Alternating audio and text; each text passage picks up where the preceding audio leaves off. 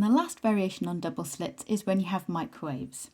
Again, you don't actually have any slits in this practical because you instead have two microwave transmitters that are transmitting coherent microwaves. Once again, these are overlapping and superposing as they come out from the transmitters. And so along this line here, you're going to get a pattern of maxima and minima. Now, if this was double slits with light, you would have a screen here, and what your pattern would look like would be bright, dark, bright, dark, bright, dark. That's what your maxima and minima would look like. If this was with sound waves, then you would either walk along here and listen, or you could move a microwave along and your interference pattern would be loud, quiet, loud, quiet, loud, quiet. That's what your maxima and minima would be for sound waves.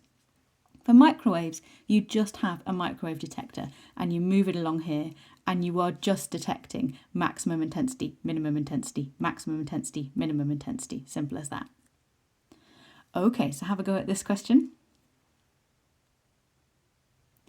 Okay, so for good measure, we're going to say again that the two transmitters transmit coherent waves which overlap and superpose. And then the bit that's going to get us marks is this next bit.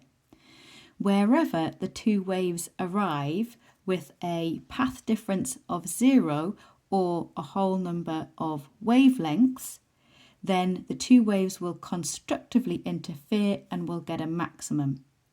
Whereas wherever the two waves arrive and the path difference is a whole number of half wavelengths,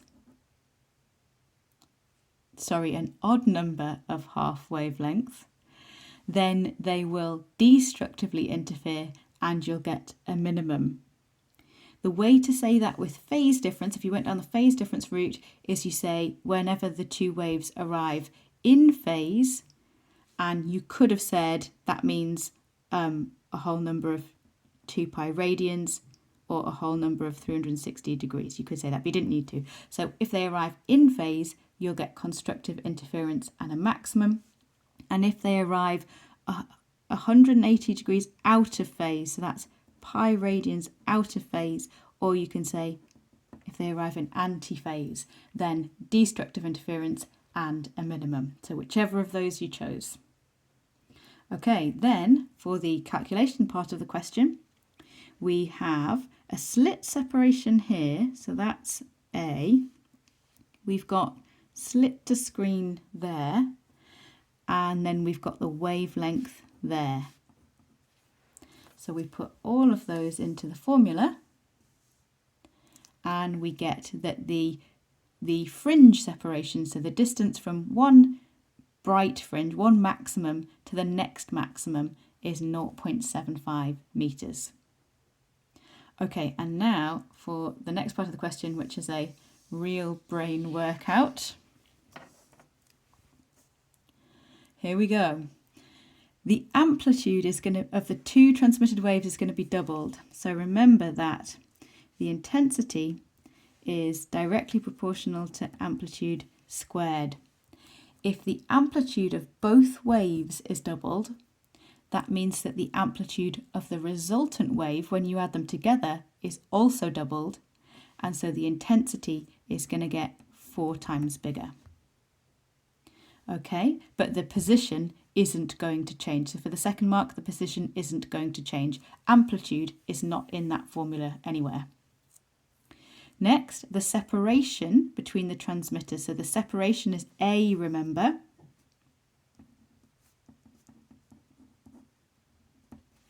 So as we used earlier, so the separation is A. Now we're not changing the wavelength, we're not changing D.